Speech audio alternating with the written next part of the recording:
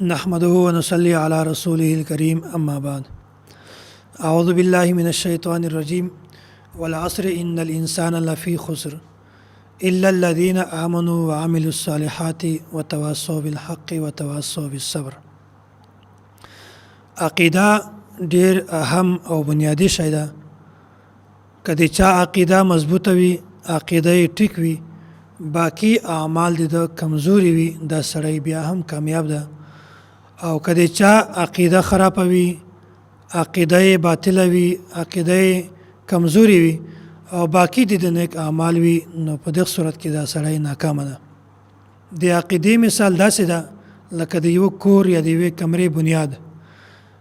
که د کومې کمرې یا د کور بنیاد دا مضبوط وي، په دې باندې د بره بلډینګ درول، کور اوچتول دا ډیر آسان دی او دا کامیاب ده. او که چیرته د یو کور بنیاد دا هم خراب وي، نو په دې باندې د بره کور جوړول، بلډینګ اوچتول دا نشي کولی، بلکې دا بلډینګ او دا کور ناکامه ده. داسې که د چا عقیده ټیک وه نو دا سړی کامیاب ده، او که د چا عقیده ناکامه وه دا سړی بیا ناکام ده.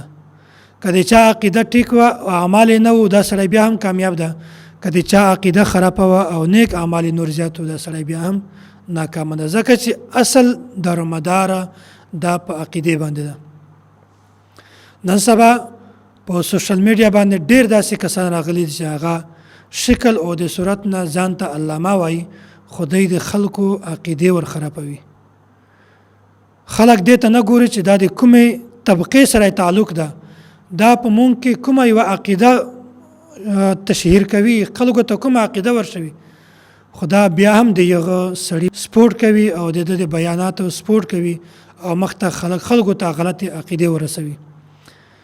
حالانکه کوم کس چې تاسو ته معلومات وي چې دا سړی صحیح عقیده والا، نو په کار ده چې داسې سړی سپورټ وکړي او داسې سړی عقیده او خبره دا خلکو ته ورسوي. نو عقیده د عقیدې مثال، عقیده دا اصل ده او عمل چې کومه ده فرع ده. لکه څنګه چې اصل او په فرع کې فرق ده، داسې په عقیده او په عمل کې هم فرق ده. د عقیدې مثال دا د عدد غوندې ده، لکه 1 2 3 4 5، او د اعمالو مثال چې کومه ده دا د صفر غوندې ده. که چیرته یو عدد وي صفرونه نه وي، دا هم بیا قیمت لري، خو که چیرته صفرونه زیات وي عدد نه وي ورسره، د دې هیڅ قیمت نشته. نو داسې که چیرته د عدد ښي طرف ته صفرونه ولګوي نو دا قیمت لري، او که چیرته دا صفرونه ته په عدد کیڼ طرف ته ولګوي، الټه سیټ ته ودروي، د دې هیڅ قیمت نشته. نو د دې نه دا معلومه شوله چې که یو انسان عقیده خرابوي، د هغه هم هیڅ فایده نشته، د عملو هیڅ فایده نشته. او که چا عمل بغیر د خپل محل نه وکړل، هغه محل د اعمالو نه و، د بیا هم هغه عمل وکړو، نو داسې عمل هم قابل قبول نه ده. د دې مثال داسې ده لکه په جنازې نه فوراً بعد چې ځینې خلک د مړي دپاره اجتماعي دعا کوي. جنازه وشي، هغه نه بعد سره غونډ شي او دعا وکړي، د مغفرت دعا، بیا د مړي دپاره وکړي، تلاوت وکړي، بیا دعا وکړي. حالانکه دا د دعا محل نه ده، بلکې فی نفسه مونځ د جنازې دا دعا ده. په دې نه بعد مسلسل، په دې نه بعد ډایرکټ دعا کول، په دې په شریعت کې هیڅ حیثیت نشته. او که بیا څوک په خخولو نه بعد په قبر باندې د باره دعا ورته وکړي، نو دا صحیح ده او دا په احادیثو سره هم ثابت ده. نو که چیرته عمل سړی داسې وکړي چې هغه موقع او محل د عمل نه وي، بیا هم سړی ته په کار نه ورځي. او که چیرته یو سړی اعمال وکړي خو هغه موقع محل د اعمالو وي، دا سړی ته بیا هم د عمل په کار ورځي.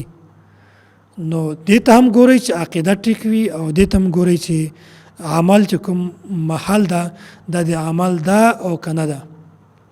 ډېر زیات مثالونه دي، خو ما صرف یو مثال د سمجھاو کولو لپاره درکو. او بله دا خبره چې د عقیدې مثال داسې ده لکه زړه، او د اعمالو مثال داسې ده لکه باقی د بدن اعضا. لکه څنګه چې زړه او په اعضا کې فرق ده، داسې په عقیده او په عمل کې هم فرق ده چې یو شی څومره زیات د قیمت والوي داسې د یغ د کې خودلو محل چې کومه ده هغه هم دومره محفوظ وي. لکه څنګه چې عقیده ده، عقیده ډیره قیمتي ده، داسې ډیر د قیمت والا ده، داسې د دغه محل چې کومه ده هغه هم ډیر زیات محفوظ ده زړه. او که چیرته لکه اعمال چې کومه دي دغه په عقیدې نه نسبتاً کم قیمت والی، نو د دې د اخودلو محل چې کومه ده هغه هم کم محفوظ ده. نو یو شی چې څومره زیات محفوظ وي، څومره زیات قیمت والی، داسې د یغ محل هم دومره زیات محفوظ وي. او که یو شی څومره کم قیمت والی، داسې د یغ محل چې کومه ده هغه هم کم محفوظ وي. نو داسې که یو سړی د انسان د اعضا نه بعضې د هر اعضا نه یا د بعضې اعضا نه یو ټوکړه کاټ کړي، دا سړی بیا ژوندی پاتې کېدلی شي. لاس نه دی یو ګوته کاټ کړله، پوزې نه دی یوه حصه کاټ کړه، یو د غوږ نه کاټ کړه، یا د پښه دش کاټ کړله، نو دا سړی بیا ژوندی پاتې کېدلی شي. خو که چېرته د زړه نه دی یوه ټوکړه کاټ کړه، دا سړی بیا ژوندی نشي پاتې کېدلی. نو بهرحال بنیادي خبره دا ده چې عقیده دا یو بنیادي او اهم شی ده. که د چا عقیده ټیک وه دا سړی کامیاب ده، او که عقیده یې خرابه وه دا سړی بیا کله هم نشي کامیابېدلی. په روژه کې ما دا یوه خبره ورته کړې وه چې حدیث راځي من صام رمضان ایمانا واحتسابا غفر له ما تقدم من ذنبه من اعتکف ایمانا واحتسابا من قام لیلة القدر. دا حدیث نو دا که کوم یو سړي ایمانا واحتسابا د چا عقیده ټیک وي او په اعمالو کې ریا نه وي، خلکو ته ښکاره کول مقصود نه وي، بیا د دغه سړي د اعمال قبلیږي.